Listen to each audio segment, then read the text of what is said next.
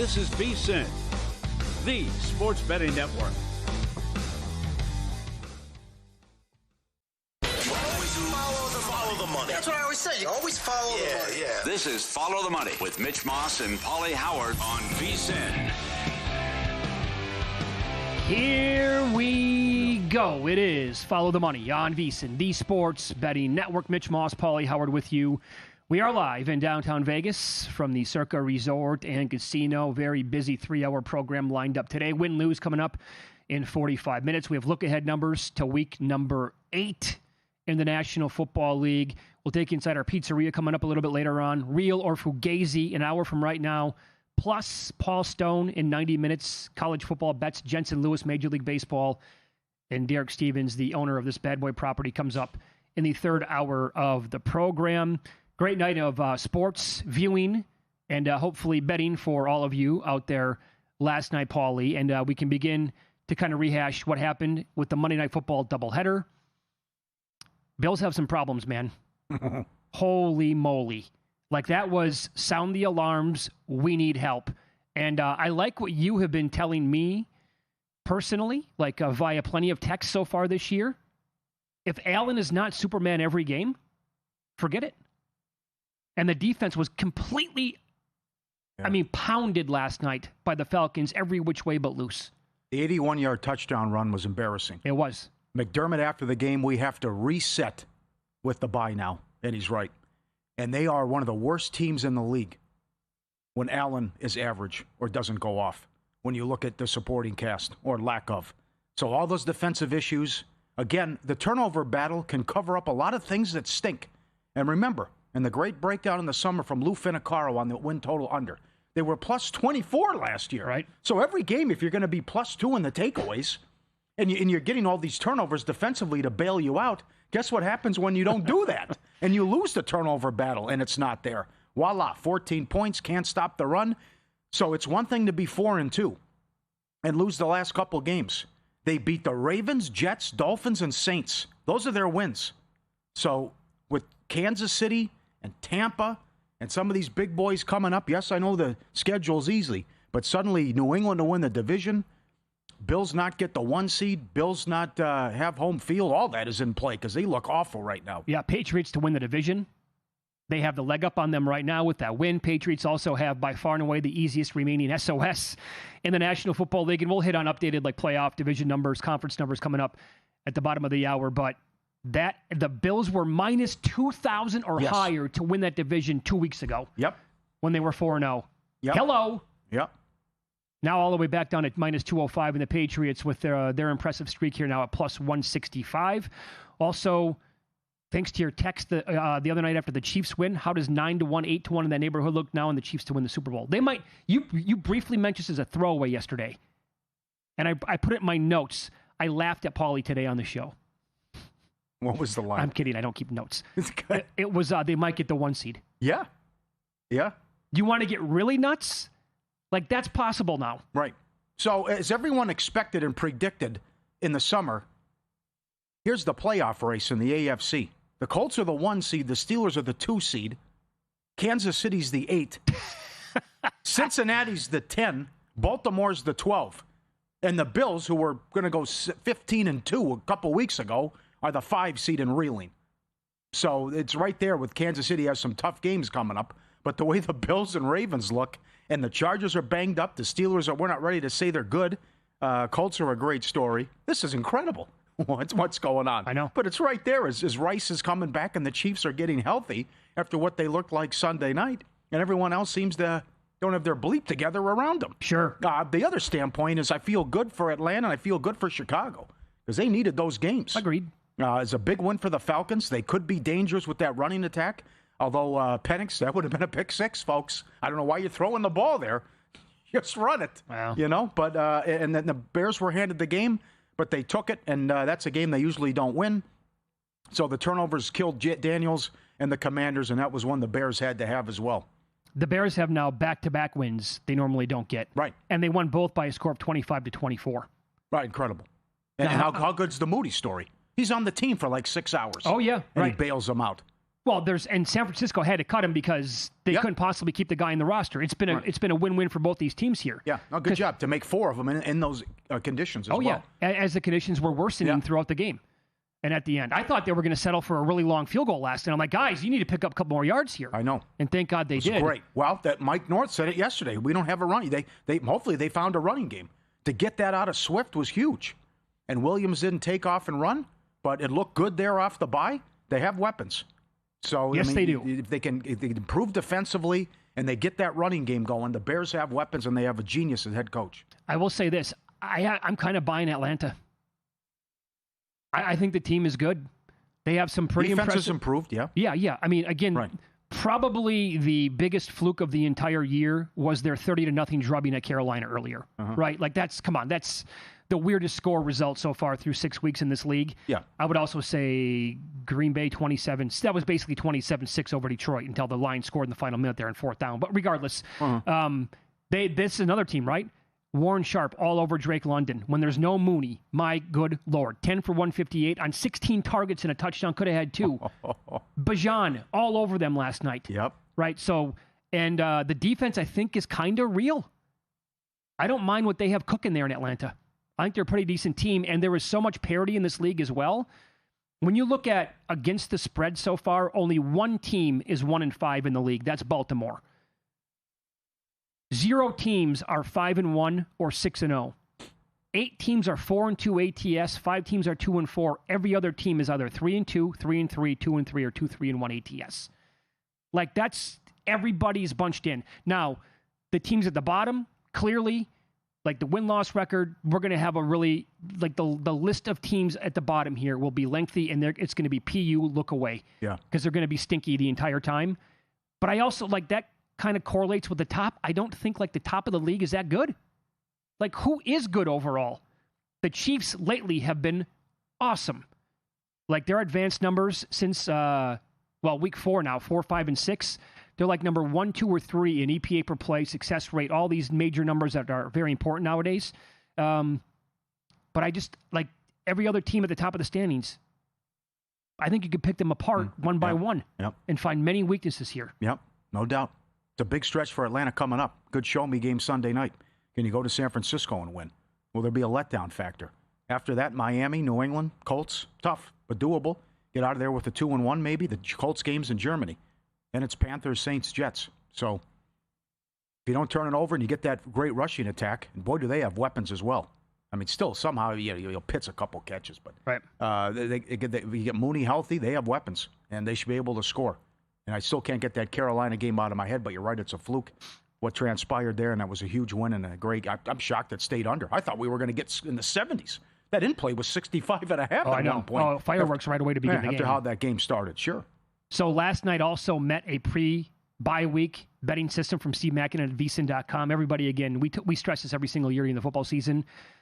Mostly, you only hear about post-bye week. Mackinnon has been following pre-bye week stuff for like a couple of decades now. So when you play on home dogs going into their bye week, like Atlanta was last night, they are now 36, 22, and 3 ATS since 2015. Very good. We'll expand on this throughout the week. I think I'll probably run down the entire list on Friday, but I'll give you a couple more right now, same game. Mackinnon writes at VSiN.com, play on any team going into the bye when facing a divisional opponent when the opponent is not in the same situation. That's 54, 24, and 1 ATS since 2013, 69%. The Raiders qualify against the Chiefs. And in that same game, play under the total in the same situation. A team facing a divisional opponent when the opponent is not going into a bye week, 36, 15, and 2 since 2013 under the total. 71%. Pretty good angles here. Damn right. The pre-bye week stuff. Mm-hmm. And I will say this about the Raiders on Sunday. Again, their offense was absolutely hideous, and they're lucky that Tennessee is just below them in terms of, they're the worst team in football. Raiders aren't quite that bad. Their defense was awesome, led by Max Crosby. They were engulfing Cam Ward and that entire offense pretty much the entire game. Yep. But now it kind of goes up a notch here when you take on Mahomes and company. But the Raiders have given them some struggles, over the years. Mm-hmm. Were you okay with everything going on at the same time? There was a lot last night. Yes. The Dodger game was going on. That was crazy. The 8-6-2 double play. You'll never see that again. I mean, it's impossible. What's Hernandez doing? And then both games coming down at the same time, and what was going on with Monday Night Football, madness. How would you describe that blunder from Hernandez? All-time bad. That's as dumb. That's as bad as it gets right there. How do you not score? That's terrible. I mean, it was once you just tag up and go. Just tag up and go. You can't get hurt there. Right. What's the stutter step? Like you have to score a run. Yeah, that's horrendous. That is an all-time bad beat if they lose that game. Oh, no question. Snell throws one of the best games in postseason history. You could have blown it open there. You should at least have a 3-0 lead. And then Sasaki, who you will question the move coming up, but the guy had only allowed one hit in 5 2/3. And next thing you know, the winning run's on second base. Yeah. Nobody knew what happened on that double play. No, the announcers were trying to figure out what was going on the fly. The umpire got it, though. He was signaling no. No, he was, didn't catch it. How about the center fielder? What happened? What the bleep just happened? The center fielder was lost, we all were. Yeah, right. He's like, I don't know what to do. I don't know what just happened. Yeah, typical 8-6-2 double play. I liked your tweet, too. You read the ESPN.com. What happened, the recap. Muncy grounds in the double play. Yeah, that's all it said. You nailed it. Well, thank you. I'm not watching the game. Pretty simple. I can move on with my life. Yes. Must have been a pretty routine, tailor-made double play, I guess, huh? Sure. Grounds into a double play was the description on the box score. Oh, man. Yeah, you bet. Got it. God. Sure. But I also wonder if, and we'll expand on the series in the game 2 coming up tonight, if Terang doesn't swing, that's ball 3. That's a full count. Mm-hmm. But also, if he gets a hold of that, that's a grand slam and the game's over. Like, he swung. The bat speed on that was insane. So we will give you the results in postseason history when teams take a 2-0 lead in a series, and tell you about Blake Snell becoming the first pitcher in postseason history to accomplish this.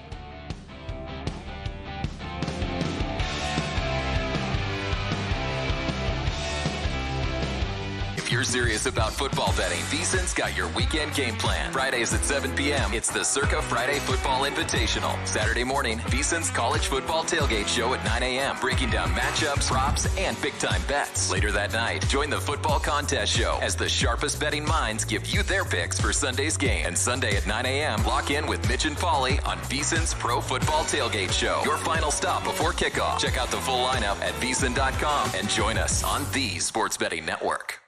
So, Paulie, have you had a chance to read the VSiN Daily yet? Yeah, came in at 3 a.m. What's Bill doing up that late? Well, rumor has it, it starts off with a 12-hour meditation session. Then he just pours himself over film and live TV, really focusing and taking it all in. Bill's in with the biggest insiders, talking trade secrets, strategies, the whole nine, absorbing the info. And then and only then can the writing process begin.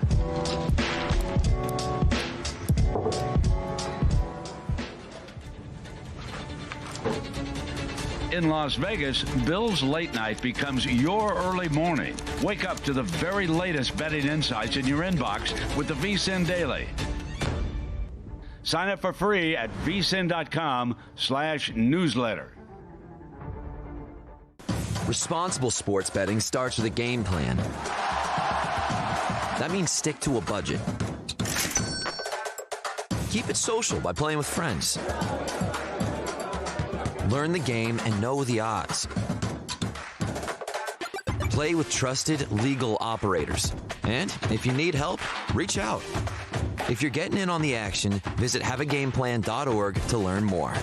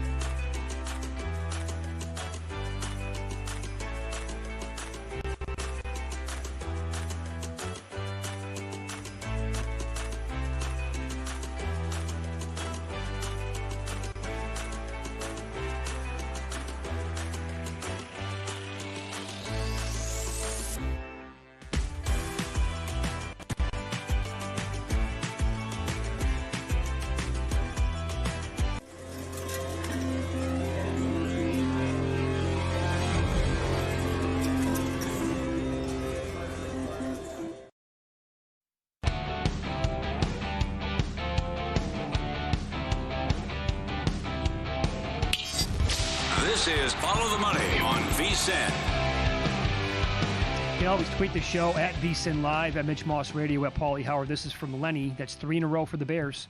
If they don't crap the bed against Minnesota in the fourth quarter, they'd be 4-1. Yeah. There's a lot to like here, moving forward anyway. All right. They're not perfect. No. Right? But clearly Ben Johnson is, and they got three big turnovers last night. The biggest reason why they won the game would be those 3 turnovers. But clearly, Paulie, there is a big difference from going from Matt Eberflus as head coach to Ben Johnson this year. Right. And then also Waldron calling the plays with Ben Johnson. Good point. The other thing is, like, the Swift touchdown can't happen. I mean, come on. That's a dump-off. No, push him out of bounds. Yeah. What are you doing? And suddenly a little dump-off goes for 55 yards. That's another one. But you're right. Those are games they always would lose. And now that going back to the Green Bay game from last year, they're finding a way to get those. So Blake Snell last night, 8 innings, no earned, 1 hit, 10 Ks. The game before that, 6 innings, no earned, 9 Ks. And the game before that, 7 innings, 2 earned, 9 Ks. Those are his 3 games so far in the postseason. First pitcher in postseason history with 10 or more Ks, 1 or no hits, no walks in at least 8 innings. And pitchers to face the minimum amount of batters through 8+ innings in a postseason game. Of course, Don Larson back in 1956 with the El Perfecto, and Blake Snell last night. I would have absolutely brought him out for the 9th. Well, sure, of course, but it's also Roberts. It's Dave Roberts we're talking about here. Right? How do you not, give me a taste here. Let's see what you got left in the 9th. Right. Well, Snell wanted to do it, but then again, it's Dave Roberts, and he's just like, okay, that's it. I'm going to the guy who hasn't been touched the entire postseason. That's why it would have been an all-time defeat and a kick to the stomach if you lost this game. But that's also where Snell has to demand the ball. It's like, are you kidding me? There's no way. That's the Chris Russo line. Get off the mound. Get out of here. No way. There's no way you're taking this from me. Yeah. I have an all-time performance here. They have 1 hit. Let me finish this. This is my game. So, did you watch the post-game interview with him right after the game? Yeah, I did. Yeah. He basically said like 2 words, but you could tell. He wanted the ball. Like he was poo-pooing it, but he's like...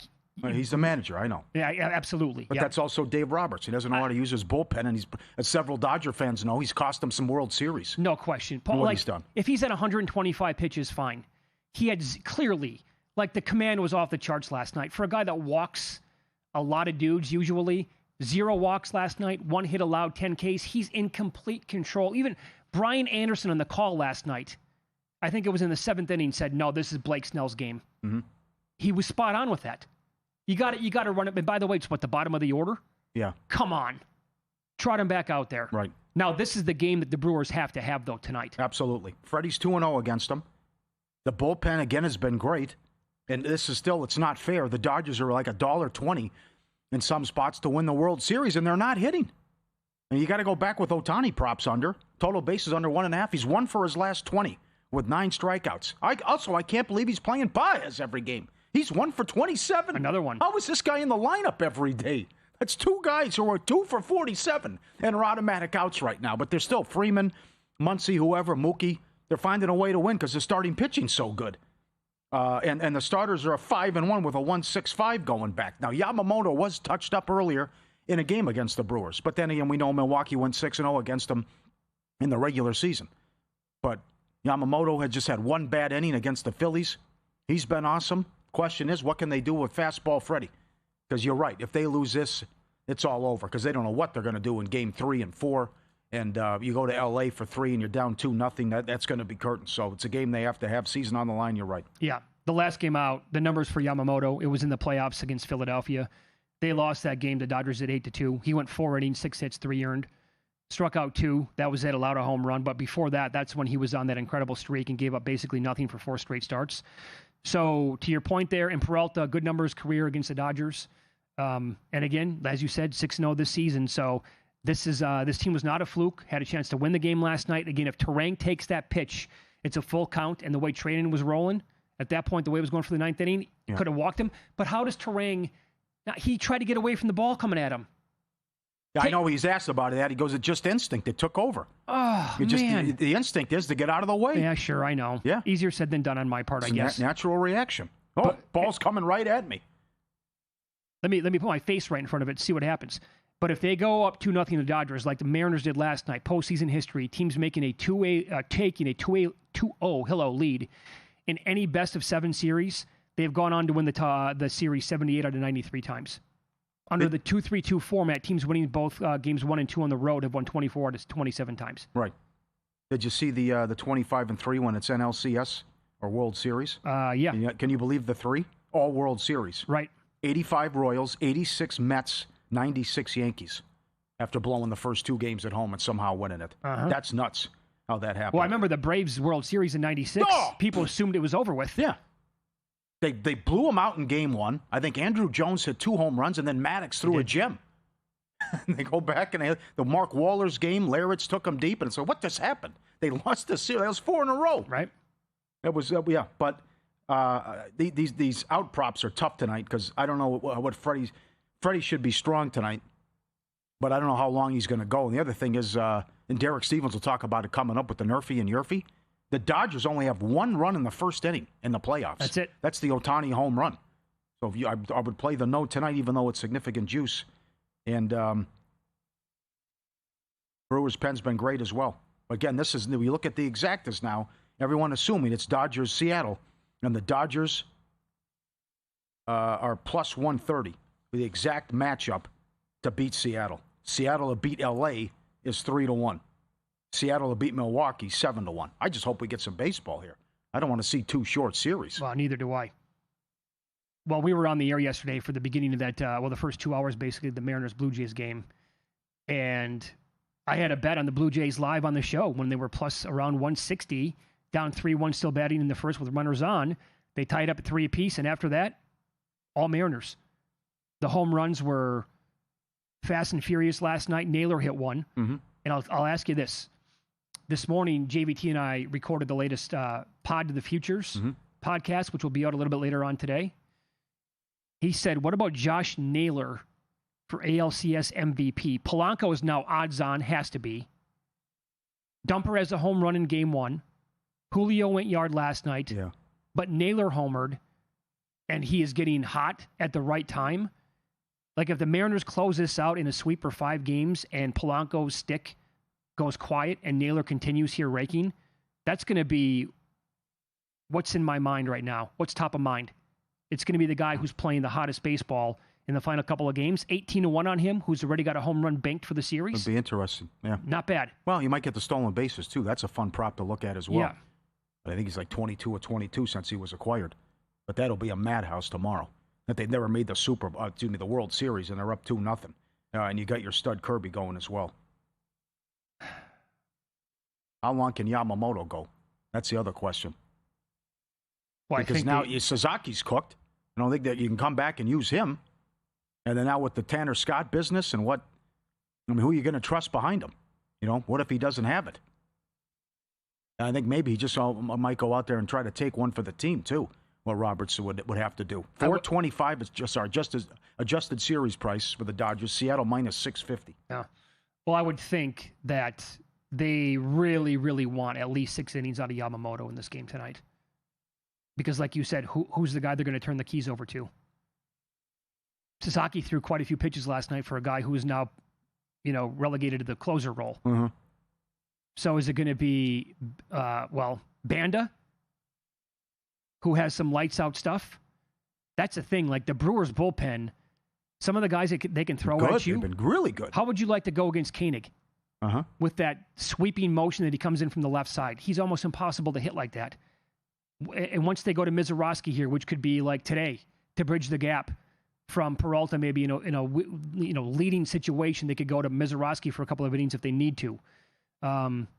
So their pen's absolutely loaded. It's the exact opposite, and of course it got hairy last night. Yeah. But he'd been so good. That's why I was a little bit surprised that he just didn't have it, because he'd been untouchable so far in the playoffs. But outside of him, there's not many guys you can trust. No, it also speaks to the peskiness of the Brewers, too. Yeah. And they were ready to go, swinging early in the count. Dodgers 16-4 last 20 playoff games. Just got to find a way to win, and that's what they do. Well, like you said, they're doing it without much of an offense right now. That's the thing. I can't believe it, how good these starters have been. And no, the studs aren't hitting. to get this out of Ohtani? I can't believe how bad he is right now. Oh, yeah, right. And then I can't believe Roberts is putting Baez in the lineup every single day. Yeah. I mean, to think you got two guys again who are 2 or 47, and you just continue to bet those props, I think, and take those props under with them. Here's the deal. Don't know who it's coming from exactly. Was almost Muncy last night with that shot. That would have been a granny. Yeah. But Freeman did it. Of course, you can count on him this time of year. Edmund had a hit. Kiki Hernandez had 2 hits. Rest assured, there will be an unsung hero for the Dodgers in this series. That guy does it every October. I don't care. He hits 200 in the regular season. Yeah. You can't get him out in October. Agreed. Follow the money here on VSiN, the Sports Betting Network. There are some interesting numbers on the board right now for NFL futures, playoffs, division, conferences, Super Bowl. We will discuss next.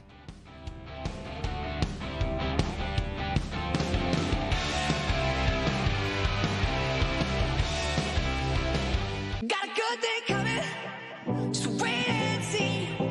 It's a good.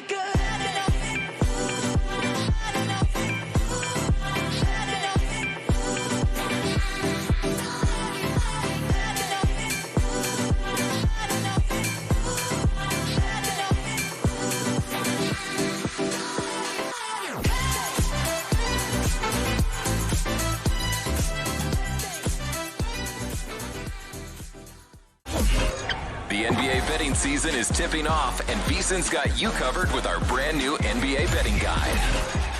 We've packed it with key insights and betting trends, previews of all 30 teams, and of course, our experts' season-long best bets.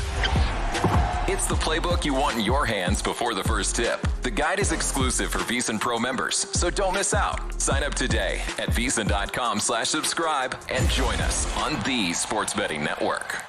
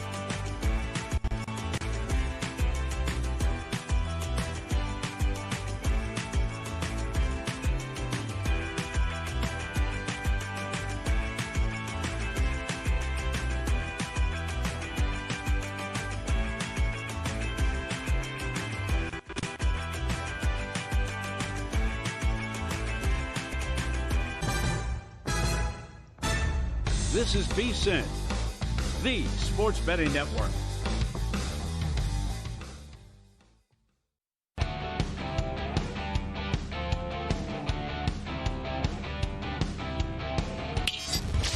This is Follow the Money on VSiN. So after last night's impressive win by the Falcons over the Buffalo Bills, a team that was rated at or near the top of everybody's power ratings going into the game, the Falcons right now are sitting around a pick'em to make the playoffs. I got news for you. Both of these conferences, right? You can draw the line like after 8 or 10 teams. That's it, because the bottom of the league, the bottom of each conference is so bad. Yeah. I think it might be 7 or 8 deep in the NFC. Because are you including the Vikings? I don't know what to do with them. They have a huge game coming up with Philly, and then after that, they go to Los Angeles to take on the Chargers. Who's the quarterback? Are they healthy? So many guys hurt. They should have lost to Cleveland. I don't know what to do with them. Sure. Probably on the outside looking in. So let me reverse for a second here. The true players in the NFC, the contenders, most people will have the Packers in there. I have some concerns about Green Bay right now. Got to. But Green Bay, Philly? Don't know. Concerns. Okay. A lot of them. The Rams? Very good team. Bad luck. The Buccaneers? And then I have a bunch of questions. Like, again, then you have to go down below the top tier of teams. Like, what do we do with Minnesota, like I asked you? Where are we at with Chicago? The Cowboys? I'll put the 49ers in here now with a zillion injuries. The Commanders? It's only a third of the way through the season, I understand that. But the Falcons right now are in the 11 to 13 to 1 range to win the NFC. If you want, check that. That's Seattle. Seattle's about 13 to 1 to win the NFC. Atlanta's 22 to 1 in that range. I think most of these teams have severe question marks. Yeah, all the same. But it's going to come down to who's healthy. It's going to be a war of attrition in January. Who can survive the season? Who's healthy? Like San Francisco's the nuts when they're all but that bye-bye, right? With Warner out and Bosa out, it's too many guys are hurt. And then who's going to be close to full strength? And I would say the Rams have the best opportunity if Puka's only going to be out a game based on how good they are and then the 2 silly losses that they had. But there's a lot of stuff here with futures. Updated win totals are big. No respect for some teams. Too much respect for others. Awards market. It's great now. And what I said earlier at the top of the show, when you look at the playoff picture, if at the end of the day, everything's upside down. Right. Everyone out of Colts are going to suck. They're going to be 1 seed. Out of Steelers, 2 seed, right? Mm-hmm. Baltimore, 12 seed. Kansas City, 8 seed. So think about that for a second. The team currently in the 12 line in the AFC, Baltimore, they are plus 110 to make the playoffs. Yeah. The bye's coming this week. Lamar's going to come back after that. Here's some of the teams they have remaining on their schedule. The Steelers twice, the Bengals twice, the Browns. So 5 more divisional games. They have the Dolphins, the Jets, the Vikings, the Bears. Like, this team can get healthy very fast. I don't think plus 110 is outrageous. And you can dabble around 11, 12, 13 to 1 in the Ravens right now to win the AFC. Our team has turned into Kansas City now. Surprise, surprise. Captain Obvious checking in. They seem to be the team in the best form right now. But you take a shot right now on Baltimore, assuming that once Lamar Jackson comes back, they're going to rattle off a ton of wins and they're going to be fine.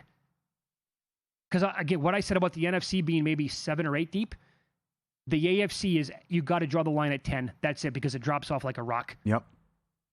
And then you can start to pick apart and draw a line through other teams like the Broncos. Awesome defense.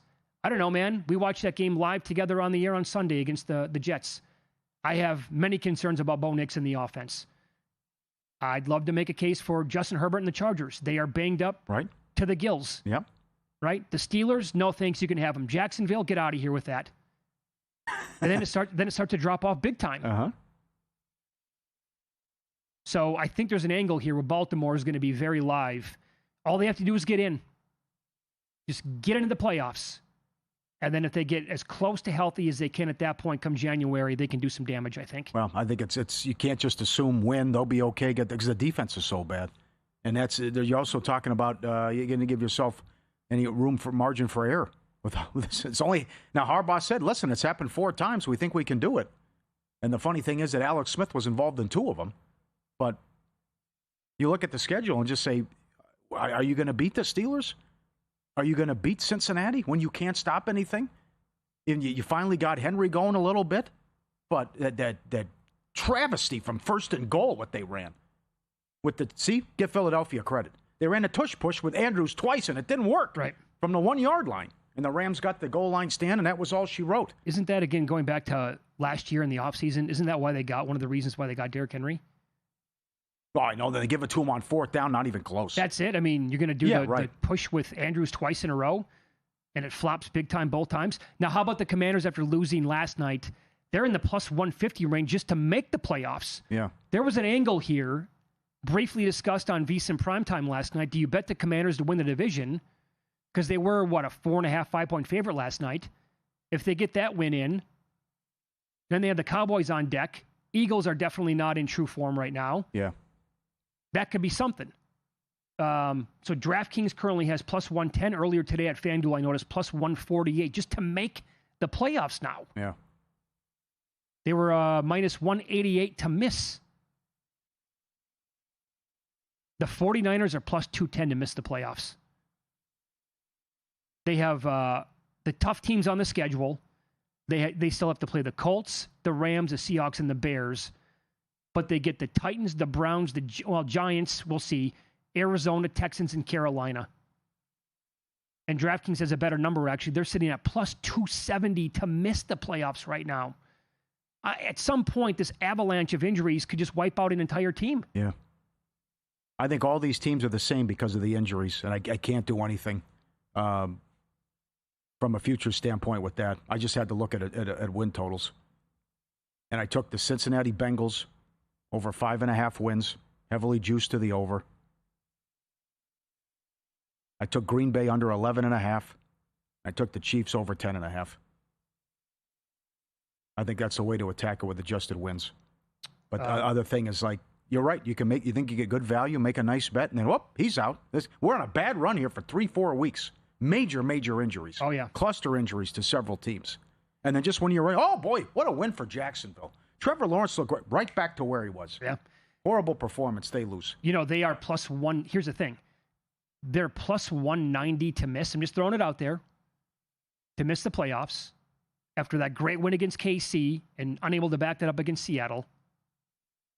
And a team in their own division off to a very slow start. Now coming off a bye this week, playing good ball last 2 weeks. The Texans are plus 180 to make the playoffs. I think there's something there that could be correlated. Because I'm pretty comfortable saying that the Colts are a pretty damn good football team and they're going to make the playoffs. But if the bottom of the AFC is that weak, then finding a team like Houston, trusting that defense, they have allowed the fewest points per game through 5 weeks. Well, they played 5 games through 6 weeks of the season since like the 2000 Ravens and a couple of other teams going back like 30 years. That's how good the defense has been. And they were playing in all those coin flip games to begin the year. I don't hate plus 180 to make. Mm-hmm. I think they can get in. And division numbers, the Bills are now, again, as we talked about in the first segment, around minus 230, Patriots plus 185. The Patriots schedule, think about this for a second. The Pats have the Jets twice, the Titans, the Browns, the Dolphins, the Bengals. The Ravens, will find out what they're like. Mm-hmm. Tampa Bay and Buffalo are the toughest games remaining on their schedule. Yeah, that was the big thing going in. Remember, before the season started, they were a favorite in 11 games. So now you're getting the big upset in Buffalo, and they have all their issues. It's like, yeah, it's not too late. Well, I missed it. No, you didn't. You can still get a good price on it. I think that's okay to take the Patriots now after you see the issues that Buffalo has, and they already have the big win on the road there. You know why that's why it's not too late? Because now we know that much more 6 weeks into the season. And yeah, plus 165 is not as high as it was going back a month and a half. But you've seen now the weaknesses for Buffalo. And they are just like screaming off the TV like, we need help. We need help. They're putting out an SOS. And the Patriots, meanwhile, they can coast to a bunch of different wins over that weak competition. Yeah. And this is big, too. Vrabel won't allow them to overlook opponents. And there won't be a letdown with the Patriots. Yeah. Because Vrabel's so good. By the way, a team that you bet the under on this year, toughest remaining SOS in the league, Detroit. They have drifted out to plus 160 to win their division. That one's tough, too. I don't know what to do with that. And that third Thanksgiving game is going to be enormous. One of the best teams and best times of the year to be a bettor. Football's rolling. NLCS, ALCS is here. Hockey's back. NBA tips off in a week. Every best bet, every host, every guest, the real-time betting splits, AI-powered prop tools and matchup analysis, 24/7 video and replays on the VSiN Watch app. Get our all-new NBA betting guide. Start betting smarter today, just $9.99. The Mackin' trends in every sport. VSiN.com/subscribe. Jump in now. $9.99 ever save 50% with the annual plan. VSiN.com/subscribe. Win, lose up next. This team has played almost 80 games against top 10 teams going back nearly 50 years. This Saturday marks the first time they've been favored. We'll tell you who that is next here on VSiN.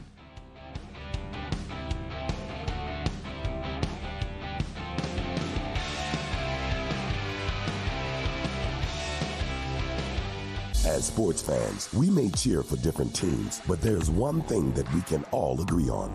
We want the game to be big. And with 3 levels, 30 cabanas, a 143-foot screen, 6 clean pools, and endless cold drinks, it doesn't get any bigger or any better than Stadium Swim in Las Vegas. All sports, all seasons. It's more than a pool deck. Stadium Swim. It's the only thing like it in the world.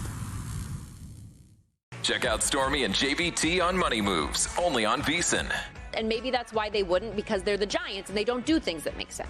Out of all these divisions, this is the one that I am the most curious about, because I do think there are positive signs for the Bears. They'll take you on a fun, fast-paced journey, weaving in everything you need to know to make an educated bet, while also not shying away from the excitement of a same-game parlay sweat. Money Moves, weekdays at 2 p.m. Eastern on VSiN, the sports betting network.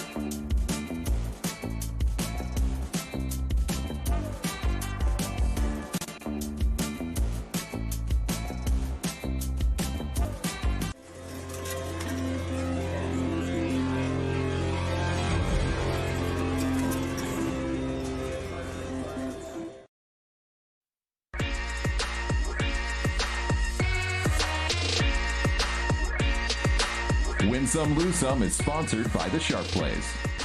Were you a winner last night? Wow, winning. Or was it a rough one? Well, they can't all be winners, can they? Loser! You're a loser! Paulie Howard recaps the night in sports betting in Win Some, Lose Some. All right, first touchdown in the Monday night doubleheader. Mitch has both. How about it? Algier, 13-1. Got excited while it happened while we were live on the air. Looked like me back in the day. Put your head down. Get in there, big fella. Run him over. And Williams, 20-1. He does it again. Great job by Adam Burke on the website. Yeah, big time. Right? Took a while. Williams even said after the game, I didn't think it was going to work. Yeah? Barely did. Okay. But they got there. Yep. Big tickets. Ray Davis, anytime, 8-1. McCaffrey, plus 425. Zach Ertz, plus 220. Robinson to have 100 yards, plus 280. Swift and Krosky Merritt, 10 yards each quarter, 40-1. 5 yards each quarter, 7-1. Didn't see that coming from Swift and the Bears rushing attack. Those are available for all the primetime games at Caesars. Atlanta Moneyline, plus 175. Bears, plus 210. Here at Circa, Snell, 10-plus strikeouts, plus 485. Longest home run, Polanco, 25-1. Anytime home run, Polanco, plus 560. Rodriguez, plus 450. Naylor, plus 625. Freeman, plus 550. Most runs of the day, Seattle, 3-1. Subscribe, be part of the team, VSiN.com, our radio and podcast friends. You always want to see these tweets and videos at Paulie Does Vegas on Instagram. Said the men will put you on. Everyone's been great sending these in. This is great. The dog goes outside to use the bathroom, but he doesn't like the wet grass, so he's got the shoes on, right? He refuses to go out there on the wet grass unless he's got the little help. You see he's got the green socks on, shoes, walking out there. That's great. How good is that? So we did this years ago when we lived in the Bay Area, when it would rain a lot at times. And we were renting a place, had a ton of carpet. We're like, oh my God, I don't want to clean up after the dogs go out. It's super rainy outside. There is nothing in life they hated more than the boots. I couldn't even take them outside. Really? They were basically like crying. Get these things off me right now. Yes. Yeah. I had the Husky, and then Jordan the Beagle does it too. Like if you put something on the paw, they're immediately trying to get it off. No doubt. Or if they would have like an issue and you have to wrap it, they eat the bandage all the time. Mm-hmm. That's awesome. How about this one? You ever do this where the dog just says, nah, that's enough for me. Nah, the walk's over. I'm tired. Pick me up. I think the guy's at the grocery store here, right? And the dog just says no more. He put me in the cart, got the blanket. Yeah, this is the life. Take a little nap while you're shopping. That's enough. He's so fluffy, looked like a stuffed animal at first. That's right. Look at him. He just shuts down completely. Yeah, that'll do it for me. The walk's over. Oh, no more. That dog's living a pretty good life there. Yeah, we've seen several of these over the years on Follow the Money, where the dog will just stop on the walk and just say, lie down and won't move. That's excellent. And one more. How smart are these dogs? Look at the baby falling asleep. And then the dog brings in the puppy and puts the puppy next to the baby. Can you believe that? Brings him right here. Come on, buddy. Come on over. There's room. And he sleeps next to the baby. You've talked about this, too, with the dogs when you brought home Sebastian. Oh, yeah. They went crazy with the stroller. You know what? I think we can show that video sometime. I have it still on my phone. Yeah? Good. That's awesome. For the line move, Sharp Plays are already there. They don't just follow the market. They help move it. You're not going to outsmart billion-dollar books of full-time Sharps on your own. The Robin Hood Plays on fire. He's donated $22,000 to charity in the last couple of years. Jeff and the crew. Been at it since 2011 with Follow the Money since day one. Documented results, public logs, transparent receipts, sharpplays.com. Trusted by pros, watched by the books. Visit sharpplays.com and stay ahead of the line. Mayfield, the new favorite to win the MVP. Mahomes, the new favorite to win the MVP after Allen's performance. And again, we talked about what happened. Dart now, the favorite. Mayfield's the favorite offshore at one book to win the MVP. And Dart now the favorite offensive rookie of the year with what happened to your guy, Mbuka. But Mbuka only still 2-1. Hopefully only misses a game or two. Okay, so you mentioned this yesterday on the show. When he threw that touchdown to Tez Johnson. Yes. Right, who's filling in, who's like wide receiver 6 or 7 on the Buccaneers. Right. He heard MVP chants. He thought it was for him. This is Tez Johnson talking to the media about that moment after the game. I'll tell you a funny story. This is crazy. When I score and I hit MVP chant, I'm thinking they talking about me. So I asked Shep. I'm like, Shep, they was chanting MVP. And he was like, yeah. I was like, I ain't do nothing this year. And then he was like, they talking about Baker, Tez. And I was like, well, that explains it. But he is the MVP. The one he got the first down on, he said he blacked out. But, I mean, that's just Baker. I ain't done nothing. The Buccaneers, from their Twitter account, sent out the video and socials. It was so good. He's actually on the bench talking to Sterling Shepard, and Shepard's like, wait, you thought it was for you? Yeah, the look on his face. Like, what? He's like, MVP for you? He basically tells all the other receivers, gather around for a second here. I got a good one for you. Yes. You ready for this? Yeah. He tells them, and they're losing their minds. Yeah. That's because MVP for Baker. Yeah, right. Oh, my I didn't God. do anything. Why those... the look on your face was priceless yesterday. It's like, no way. No, that's real. I saw it. And they did a great job tweeting that out. And he's right about the run on 3rd and 14. Yes. Whatever it was to pick up the first down. So here are the official numbers for the Chiefs offense since week 3. Yeah. They are first in EPA per play, first in success rate, second in pressure rate allowed, and third in rushing EPA. Pretty good. Here they come. Despite losing in Jacksonville, they were really good offensively. If Mahomes doesn't throw that pick six, they win the game. Yeah, that's right.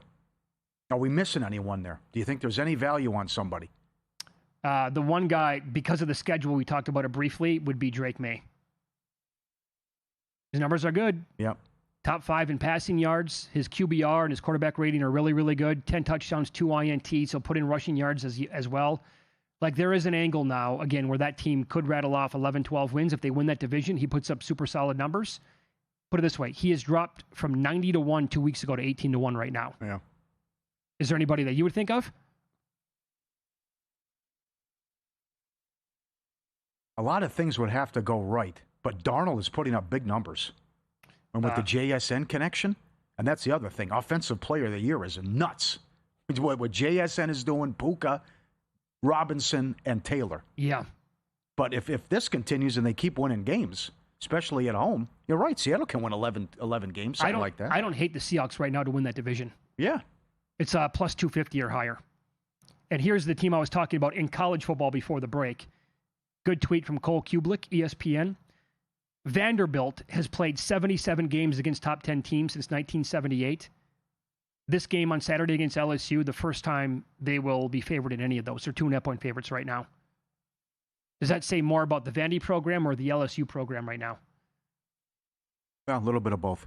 Bobby is great, and LSU's offense has been broken all year. But this is the stretch where every week you're going to get huge matchups in the SEC and also the Big 12. And as I said yesterday, it's who knows? Look at the future odds on these two conferences. Who's going to make it? Who can win the league? Yeah. Well, I'm in love with Texas Tech and their schedule, and they catch in Arizona State at the right time. Like, who are they going to play, though? But the BYU's got the Holy War. We love Utah. Cincinnati's a great story. And with the SEC, good luck. You still can't count out Texas. But all these teams are also playing each other, and you got the Ole Miss Georgia game. Bama's playing a ranked opponent, it seems, every week. Oklahoma's got a ranked opponent. So that's wild how that'll play out with these two. But it's great what's happened. Maybe Franklin can go back there. Well, did you see the next odds for the Penn State head coach? What's the updated odds? Okay, so I'll give you the names and the numbers. You tell me if anybody here moves the needle for you, other than Cignetti. He'll move the needle. Yes. Matt Rule's 3-1. Bill O'Brien's 4-1. No. Cignetti is 6. Yes. Lane Kiffin 8. Oh, come on. Lane Kiffin. You mentioned this yesterday. Manny Diaz 10. Urban Meyer 12. Joe Brady 14. Will Stein 16. Brent Key 18. John Gruden 18. Matt Campbell 18. Matt Campbell? Yes. Every job opening, it's this guy. Okay, he made a Big 12 title game. Congratulations. I know it. Yeah, that's... Yikes. Yeah, I think it'll be someone that's not on the list. Because they can shoot for the stars with that. But the amount of money that's involved? Dan Mullen. Dan Mullen had to talk to the media today out here in Las Vegas to say, no, I'm happy being the UNLV coach. Because his name's already coming up in some of these openings. Well, that one being one of them. But can we just, like, Dabo's on the list. Ed Orgeron's on the list. Who are the candidates, man? Fine, it's Cignetti. He goes there. He'll probably do a great job. Then is that it for Indiana? They just come back to who they've been for 100 years? And it was a 2-year flash in the pan for them because this guy's so good? And I think Saturday's huge for, is Kiffin is this where Kiffin's going to retire? Or is Kiffin going to take, is the Alabama job going to come open? Would they hire him? What's left for Kiffin? Florida, maybe? But, if he can beat Georgia on the road and what he's doing with Chambliss, Maybe he just says, I'm good here, and I got another raise, and I can be a top 15 program and have a fun offense every year. Yeah, the expectations were never huge. What's Ole Miss one? Yeah, I think that's kind of realistic what you just said. They could be a top 10 to 15 program every year, make the playoffs probably, 7, 8, 10 times out of 10 years anyway, and make a semifinal. Yeah. You're not expected to win the whole thing there. I agree with what Michael Penix said after beating Buffalo last night on Monday Night Football. Real or Fugazi? Next here on VSiN.